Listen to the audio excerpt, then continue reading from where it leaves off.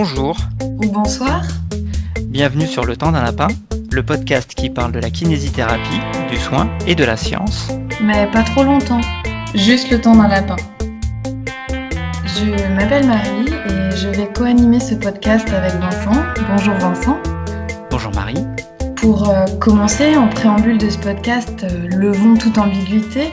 Sachez que nous ne sommes pas des lapins. En réalité, nous sommes deux kinés qui se sont retrouvés autour d'une idée simple et un peu folle. Comment occuper efficacement les heures laissées vacantes par tous nos lapins? Les lapins, ces consultations qui se sont annulées au dernier moment ou ces patients qu'on attend longtemps, désespérément, assis dans le fauteuil devant l'ordinateur, dans l'entrée du cabinet, officiellement, sagement en train de faire de la compta, officieusement les pattes sur le bureau parce que forcément c'est long, l'attente. Et donc, pour vous aider à patienter, on va vous parler ici de kinésithérapie. Mais d'abord, on va vous expliquer qui nous sommes. Alors Vincent, tu vas nous dire qui tu es. Est-ce que tu peux commencer à nous parler de ton diplôme et de tes différentes expériences professionnelles jusqu'à présent? Donc, je suis diplômé kiné depuis 2008. J'ai fait mes études en Belgique, à Bruxelles. J'ai exercé quelques années en Belgique dans un service externe et depuis 2010, j'exerce en région grenobloise, en libéral, avec pendant un temps une activité d'enseignant à mi-temps à l'école de kiné, où je suis toujours vacataire. Et du coup, ton activité actuelle, elle ressemble à quoi? Mes patients actuellement, c'est essentiellement des patients souffrant de douleurs achilliennes, Ouais. ou de douleurs persistantes, voire les deux. Ça, c'est vraiment c'est là où je pense mon expertise se situe. C'est quelque chose que tu as toujours fait ou c'est quelque chose que tu as développé petit à petit? C'est quelque chose que j'ai vraiment développé ces 3 dernières années, notamment grâce aux différentes formations que j'ai pu faire. Et pour lesquelles je me passionne autant au sortir du diplôme, dans les 2-3 années qui ont suivi, quand je voyais un lombalgique arriver au cabinet, je commençais par soupirer très fort. Aujourd'hui, je suis comme Christopher Waltz dans Inglourious Basterds. Je gigote sur ma chaise d'impatience en me disant chouette, chouette, chouette, un lombalgique, je vais pouvoir m'amuser avec. Les références. J'aime bien cette idée de gigoter sur ta chaise. C'est un peu ce qui m'arrive quand on me parle d'arthrose. C'est pas mal. Oui, c'est pareil. Voilà. À côté de ça, j'ai une activité en kiné du sport et je fais de la réhabilitation cardio-respiratoire. Pour les patients atteints de bronchite chronique obstructive? Entre autres, mais autres. aussi tout ce qui est cardiopathie, quand on a le droit de s'en occuper. La préparation des patients qui vont subir une chirurgie bariatrique. Mais voilà, c'est tellement vaste la réhab que ça peut s'adresser aussi aux patients douloureux chroniques puisqu'ils seront souvent déconditionnés à l'effort ou à une partie de l'effort. J'imagine que ce lien que tu fais là, tu le fais depuis le DU de réhabilitation cardio-respiratoire dont tu sors, si je ne me trompe pas. Est-ce que tu peux nous parler un peu des différentes formations que tu as faites depuis ton diplôme? Bien sûr. Alors, ce lien, je l'ai plutôt fait entre le patient douloureux chronique, douloureux persistant, et le patient atteint d'une maladie chronique respiratoire, où en fait on se rend compte que finalement on va exposer graduellement notre patient à ce qu'il met en difficulté. Le patient chronique respiratoire, c'est l'effort. Le patient lombalgique, c'est le mouvement, c'est la flexion, l'extension, la mise en charge, le port de charge. Et donc, c'est les parallèles qu'on peut faire entre ces deux éléments. C'est intéressant ce que tu dis parce que tu vois, ça c'est quelque chose dont je n'avais absolument pas notion, moi, quand j'ai été diplômée. Est-ce que du coup, tu l'as acquis antérieurement avec tes autres formations? Grâce à la formation, grâce à la lecture d'articles scientifiques, grâce aussi aux échanges avec la communauté des kinés sur Twitter. Oui, il faut bien. Et ces formations antérieures avant, est-ce que tu peux nous en parler? Oui, bien sûr. J'ai commencé à me former, la première formation continue que j'ai fait, c'était de la kinésithérapie vestibulaire. D'accord. Euh, C'était passionnant, sauf que je me suis rendu compte que si je voulais être efficace là-dedans, il fallait que je ne fasse que de ça. Or, je me voyais mal cloisonner ma pratique directement au sortir du diplôme. Donc, voilà, j'ai fait un premier module et puis après, je suis allé faire autre chose. Et donc, les formations suivantes, pendant quelques années, je pense que ça ressemblait un peu au package moyen qu'on retrouve chez les kinés, c'est d'aller piocher un peu à droite à gauche dans des formations dites génériques, en cherchant toujours à trouver la solution à un problème spécifique, à un type de patient. Ça a été sur les lombalgies, ça a été sur les cervicalgies, les scolioses, donc déjà un petit peu éthique thérachie. Après, il y a eu un petit virage où, grâce à une formation, je suis allé passer un Master 1 organisé par l'école du kiné, qui m'a permis de découvrir et développer des compétences ciblées sur la lecture critique d'articles et comment fonctionnait la recherche et comment l'implémenter dans notre pratique clinique. Ensuite, derrière, j'ai fait le cursus Mackenzie, encore une fois, le Rachi. J'espère bien passer la certification en 2020, si j'arrive à trouver le temps pour ça. Et puis des formations sur la douleur persistante, avec les formations dispensées par les groupes de Peter O'Sullivan, Greg Lehman, et puis un peu utiliser les outils de la psychologie. Ça, c'est quelque chose qui est à venir, auquel je suis déjà un petit peu sensibilisé par toutes les lectures, mais vers lesquelles je vais me tourner à l'avenir. Je suis aussi kiné du sport. J'ai fait la formation de la SFMKS. Qui dit Mackenzie dit souvent à côté un package avec la clinique du coureur, hein, puisque les deux entités... Pourquoi les deux entités se ressemblent beaucoup. Il y a des formateurs cliniques du coureur qui sont formateurs Mackenzie et inversement. Et puis voilà, la dernière formation dont tu as déjà parlé, c'est le fameux DU de réhabilitation cardio-respiratoire à Lyon. D'accord. Bon, ça fait un parcours professionnel assez dense, tout ça. C'est parce que je suis déjà un peu vieux. On avait dit qu'on parlait pas de l'âge. C'est vrai, c'est vrai. Et donc Marie, toi, est-ce que tu peux nous parler un petit peu de toi, ton parcours, ta formation ? Alors, on a dit qu'on parlait pas d'âge, je ne ferai pas de commentaires. Donc, moi, j'ai été diplômée en 2011 à l'IFMK de Rouen, en Normandie. J'ai commencé à travailler en libéral presque tout de suite sur un assistanat. J'ai eu quelques difficultés à ce moment-là, j'ai eu du mal à trouver mes repères et je suis assez rapidement allée travailler en salariat dans un hôpital public en périphérie de la région parisienne qui avait pour moi l'immense avantage d'avoir un système de roulement des kinésithérapeutes sur une période semestrielle. Donc en fait, on changeait de service tous les 6 mois et on était également de garde le week-end sur l'ensemble de l'hôpital. Donc ce qui moi m'a permis de me faire la main dans des domaines assez variés et de, je pense, récupérer l'expérience qui me manquait pour me sentir en confiance, que ce soit sur de la réanimation, sur de la kinésithérapie respiratoire un peu limite, mais aussi en pédiatrie, les bases d'orthopédie qui me manquaient, etc. J'y suis restée 2 ans, le temps de retrouver l'envie de quelque chose de plus autonome, de plus libre, et je suis repartie en libéral en 2014. Et donc, du coup, ce passage en hospitalier, il t'a permis de restructurer ta pratique, ou de te faire un socle stable sur lequel t'appuyer. Le socle, je dirais pas. Je pense qu'il m'a donné ce que j'avais besoin à ce moment-là, c'est-à-dire un travail en équipe, du lien avec les autres professionnels de santé, et puis une certaine forme d'aisance dans la gestion des pathologies, je dirais un peu limites.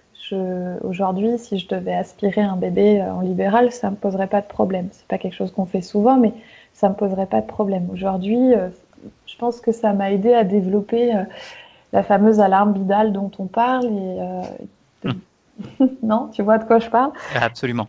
Et le patient respiratoire qui vient et tu sens qu'il est un peu limite, je me sens plus à l'aise pour gérer en fait. D'accord. Et ça, c'était quelque chose que la formation ne t'avait pas permis d'acquérir ou de stabiliser.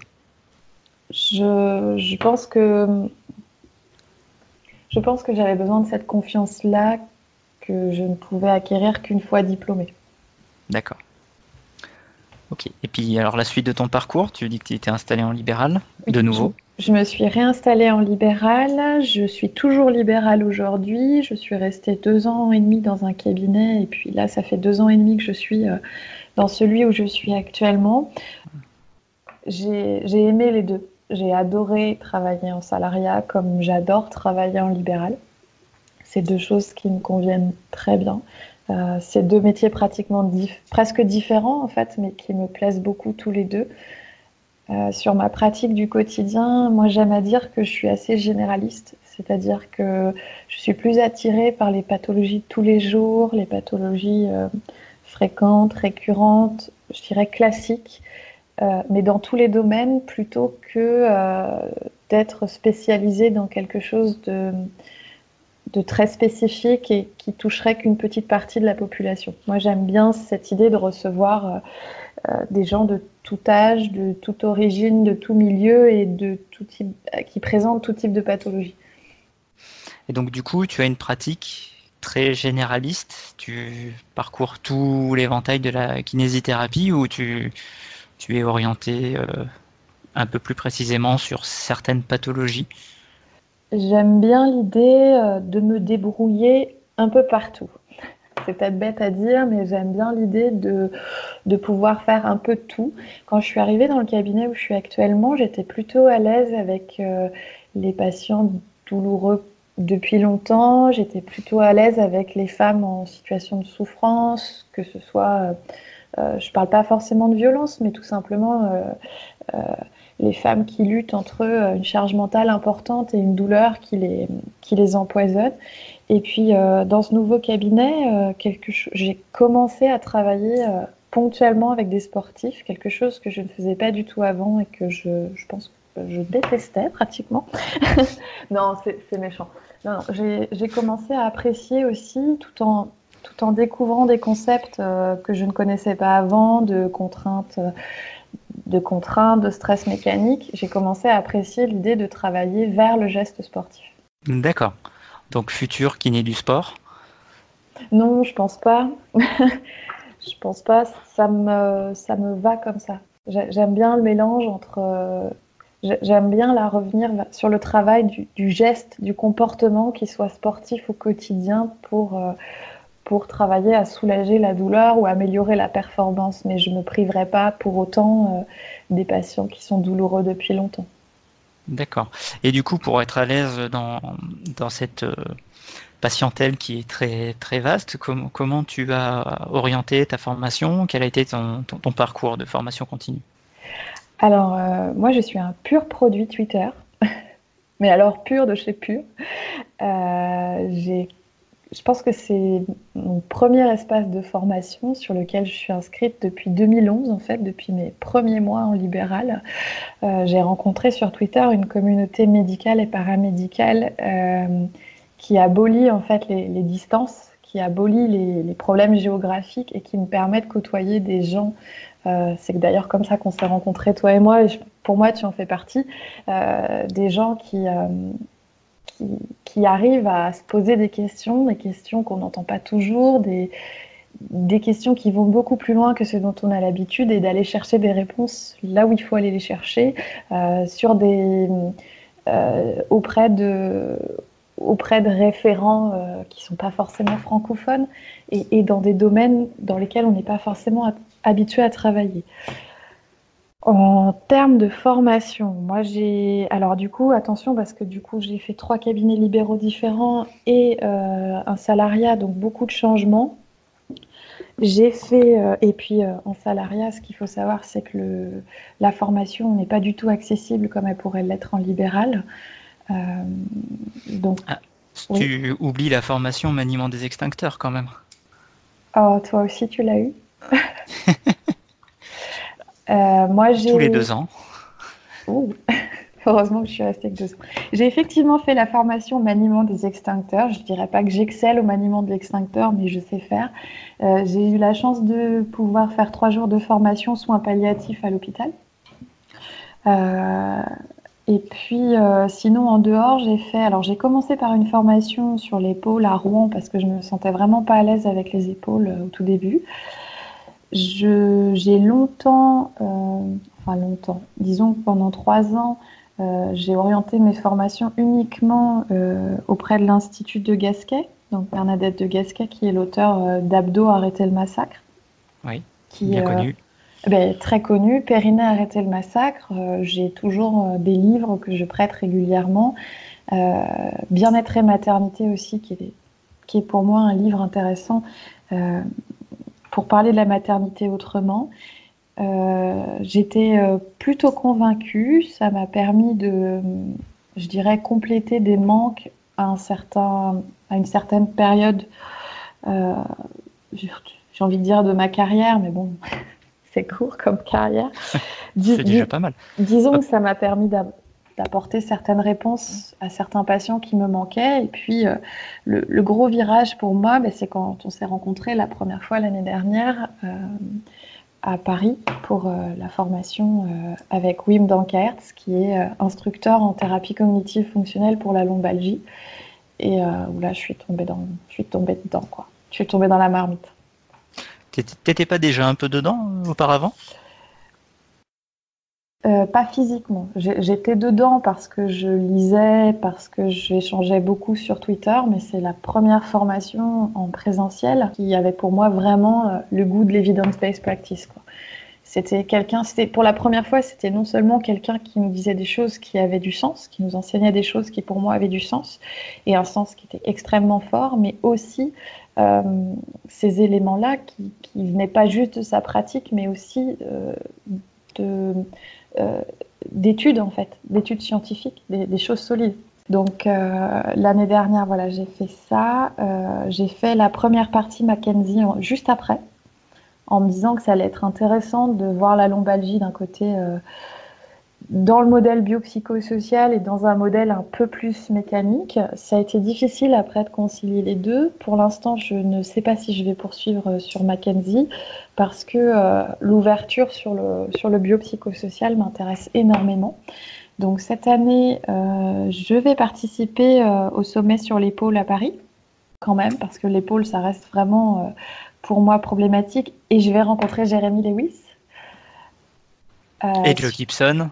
Alors, Joe Gibson en conférence, mais j'ai un atelier prévu avec Jérémy Lewis sur la capsulite. Donc, pour moi, c'est vraiment une chouette perspective. J'essaierai d'en parler. Et puis ensuite, on va se voir à Toulouse avec Greg Lehmann, qui va nous parler de neurosciences et de biomécanique et comment réconcilier les deux. Et alors ça, c'est vraiment quelque chose qui m'intéresse. Et je vais également aller à Paris en décembre pour une formation sur la thérapie d'acceptation et d'engagement. J'ai hâte de voir ce que ça va donner, mais je pense que c'est quelque chose qui va m'aider à avoir des clés dans l'échange avec le patient pour que ce que je lui propose de faire à la maison prenne un sens qui lui permette de le faire avec plaisir. Je ne sais pas si je suis claire. C'est très clair. Je ne sais même pas si ça correspond exactement au contenu de la formation. J'espère que je ne raconte pas de bêtises. Mais voilà. Donc, ça montre que tu as des attentes et puis on verra si elles sont satisfaites ou pas. Il faudra qu'on en reparle à ce moment-là. Ouais. Donc du coup, tu nous as parlé d'articles scientifiques, de BP. Est-ce que tu peux me dire ce que c'est pour toi le BP en 2 minutes ? C'est parti. Pour moi, le BP, à l'origine, c'était des articles en anglais difficilement compréhensibles et difficilement accessibles. Quand j'ai fait des cours de bibliographie, quand j'ai fait des cours de littérature scientifique, il n'y avait aucun article qui était noté correctement. En gros, si tu n'avais pas 500 patients, tu n'avais pas de réponse. Et moi, je voyais pas encore que c'était applicable dans tous les jours. L'evidence-based medicine, c'est quelque chose, c'est quelque chose de très théorique et j'avais du mal dans mon quotidien à voir comment ça pouvait passer. Moi, l'année où j'ai été diplômée, on n'était pas obligé de faire un mémoire de recherche, c'est arrivé un petit peu après, donc on faisait essentiellement des cas cliniques en mémoire. Et les cas cliniques faciles, je dirais, à traiter, c'est ceux sur lesquels on avait une technique instrumentale parce que ce sont des techniques sur lesquelles la littérature est en général plus riche. Et donc, ça n'avait pas de sens pour moi réellement dans le quotidien, dans les échanges avec les patients, je ne voyais pas comment faire le lien. Et moi, je l'ai longtemps écrit dans ma bio Twitter. Moi, je voulais soigner les têtes avec mes mains, en fait. C'est bête, mais je voulais apporter du soulagement qui soit pas qu'uniquement physique. Et c'est quelque chose qui m'est resté. Et le patient qui souffre, c'est pas juste quelqu'un qui a mal au dos ou quelqu'un qui a mal à la jambe. La douleur, elle va prendre jusqu'à l'identité, en fait, jusqu'à ce qu'il est, enfin, ce qu'il est. Et ça pourrit tout, en fait. Ça pourrit le quotidien, ça pourrit ce qu'il est, ce qu'il aime, ce qu'il a envie de faire. Et tout ça, on n'en parlait pas.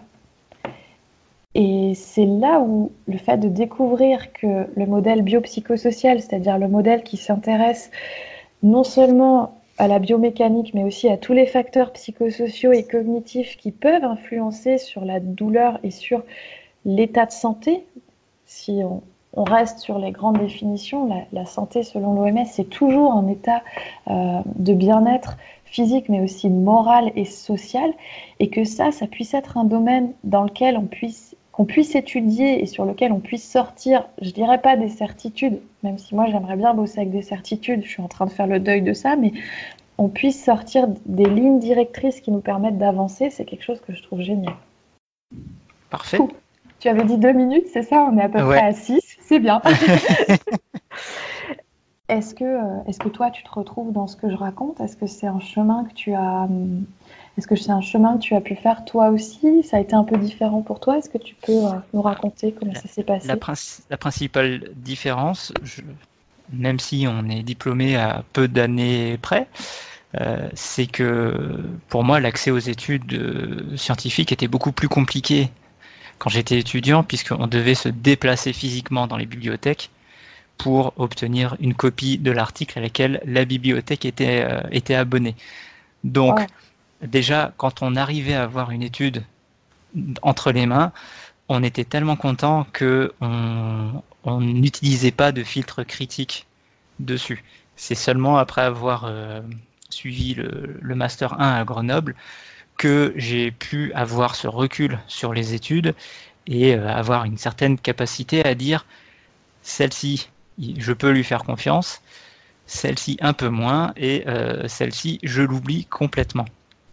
Et donc, pour en revenir à ce que le BP m'a apporté, ça a été d'abord un outil de compréhension, c'est-à-dire, comme pour toi, le passage au modèle biopsychosocial, c'était comprendre pourquoi les choses ne fonctionnaient pas lorsqu'on s'adressait uniquement aux tendons, aux muscles, à l'articulation. Pourquoi est-ce que on n'obtenait pas de progrès alors que on s'adressait bien à la structure qui était impliquée dans la pathologie d'après l'imagerie, d'après le diagnostic du médecin, et où en fait on se rend compte que tout ça, ça fait partie d'un tout et que on est obligé de prendre en compte le tout si on veut améliorer le patient. Tu vois ce que je veux dire? Absolument. Ouais. Et à cette époque, il y a eu une époque où si un patient venait, je n'avais pas de radio, je n'avais pas d'IRM, de ses lombaires, je pestais intérieurement en me disant mais comment est-ce qu'ils veulent que je travaille si je ne sais pas ce qui se passe à l'intérieur? Aujourd'hui, le patient arrive avec ses imageries, je me dis mais allez, on a encore gaspillé de l'argent inutilement. C'est vrai, il y a quand même eu... c'est une magnifique pirouette, je pense. Tu es ton propre troll, c'est magnifique. Je troll mon moi d'il y a quelques années. C'est assez... C'est beau. Je trouve ça à la fois beau et à la fois effrayant parce que ça fait juste 10 ans. Ça fait juste 10 ans, oui, mais en même temps, c'était, je pense, le début de la prise de l'EBP en kinésithérapie. Ouais. Donc, on va dire que c'est mon droit à l'erreur. et je pense en être assez bien revenu. Et du coup, ça m'a permis aussi d'apprendre à gérer l'incertitude. Justement. dont tu as parlé. C'est que aujourd'hui, on ne connaît pas tout. Les vérités d'hier ne sont plus vraies aujourd'hui ou ont été fortement nuancées. Et de voir que c'est un constat général, que malgré tout, les connaissances, le corpus des connaissances là-dessus évolue, ça permet d'être un peu plus serein et de se dire ok, on prend les choses posément, on va commencer par mettre du bon sens, écouter ce que nous dit le patient et on va voir comment ça s'intègre dans tout le reste. Voilà, pour moi, si on devait définir le BP, c'est un petit peu ça. Je suis assez d'accord avec toi. Ce chemin sur l'incertitude, il est difficile parce que tu crois en sortant, tu as quelques certitudes et puis tu as surtout la certitude après de ne pas être si bon que ça. Et le BP, elle ne te permet pas forcément de te sentir bon parce qu'elle te fait remettre en question ce dont tu étais sûr. Mais en même temps, c'est quelque chose sur lequel travailler parce que ça enrichit en fait la vision du patient. Il y a des certitudes qui sont pas bonnes. Moi, quand je suis sortie du diplôme, pour revenir au biopsychosocial, t'es pas psy, hein, t'es kiné, donc tu vérifies juste que ça va et c'est tout. Et il y avait cette histoire de si la douleur ne cesse pas, c'est que quelque part c'est dans la tête. Et ça, c'est un sujet dont je parle beaucoup, mais ça, c'était des certitudes qui ont fait beaucoup de mal. Et je trouve qu'aujourd'hui, c'est intéressant de revenir à on ne sait pas exactement tout ce qui se passe, mais on sait qu'il y a telle et telle chose qui joue et il faut qu'on en parle. Et pas pour vous pointer du doigt, mais pour avancer en fait, pour vous aider à avancer. Ouais, complètement. Bien, donc ça fait beaucoup d'informations, beaucoup d'échanges déjà. On va conclure ici pour ce préambule. Avant de terminer, on va tout de même vous préciser quels sont nos conflits d'intérêts, histoire que vous sachiez si on a un vilain plan machiavélique derrière tout ça ou pas. Marie, est-ce que tu as un conflit d'intérêts dont tu voudrais nous faire part ? Alors, comme moi, tu le sais, je suis hyper machiavélique. Je tire énormément d'argent de ce travail. Non, c'est pas vrai. Pour l'instant, je ne tire aucune rémunération, que ce soit de mes activités sur Twitter, que ce soit de ce que je peux écrire ou que ce soit de cette activité-là qu'on a ensemble. J'ai potentiellement des projets, mais qui ne sont pas suffisamment aboutis aujourd'hui pour correspondre à des liens d'intérêt.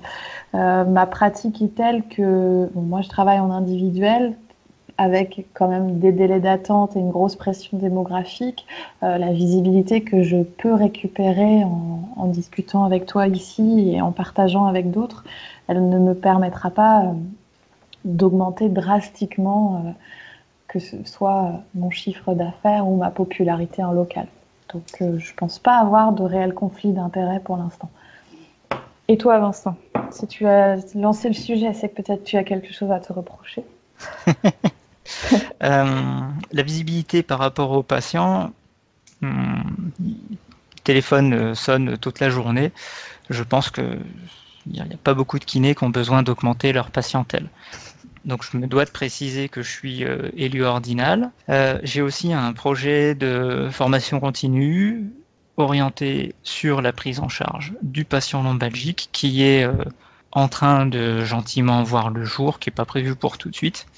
Si tout ça se développe, évidemment, nous vous en ferons part dans un podcast ultérieur, je pense. Le but, c'est pas de cacher quoi que ce soit, c'est de rester transparent et de s'amuser, de partager, de s'amuser et d'apprendre ensemble, si vous êtes d'accord.